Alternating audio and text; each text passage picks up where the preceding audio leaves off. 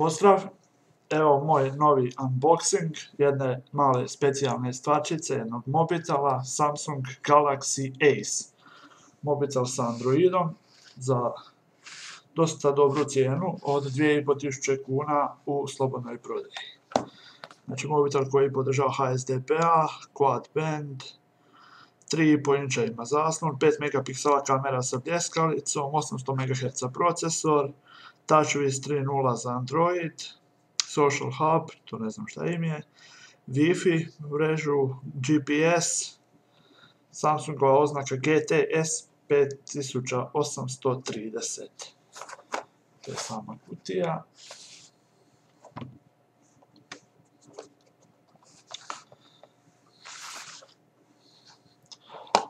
Otvaramo kutiju. U kutiji je korisnički priručnik na hrvatskom jeziku, jamstveni list, neki papiri, uređaj u finoj foliji, svadim ga, ima zaštitnu foliju naljepljeno,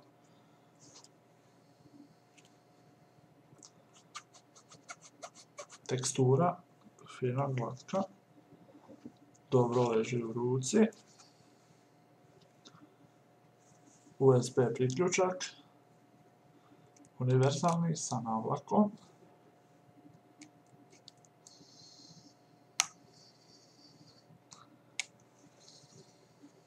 -3,5 mm jack za slušalice, utor za micro SD kartice, tipka za paljenje, odnosno zaključavanje, od ovdje je samo zvučnik, bez njegov mikrofon, tipke za pojačavanje i stišavanje, kamera sa 5 megapiksela i to je to što se tiče samog uređaja.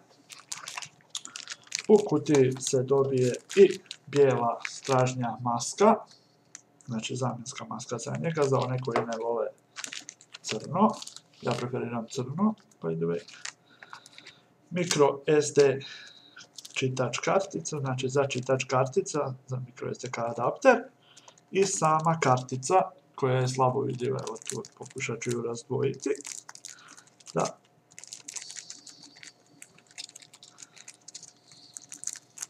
Evo je sama kartica i čitač kartica. Nastavljamo sa vačenjem iz kutije, ok, kabel za struju, adapter za spajanje micro USB na USB za računalo i baterija. U kutiji nema više ništa. To je to, znači imamo uređaj, kartica, baterija, kabel 1, kabel 2, zamjenska maska, jamstvo, priručnik i kutija. Kao što vidite, u kutiji se ne dobiju odgovarajuće slušalice, vjerojatno bi to podiglo cijenu proizvođaču dosta ili ne znam zašto to nisu uključili. Prema nekim drugim videima na YouTube-u i ostalo, naprimjer na američkom ili indijskom tržištu, bude veća kutija, dobije se i neka futrola za mobitel, slušalice i tako to, ali to kod T-Mobila u Hrvatskoj nije slučaj.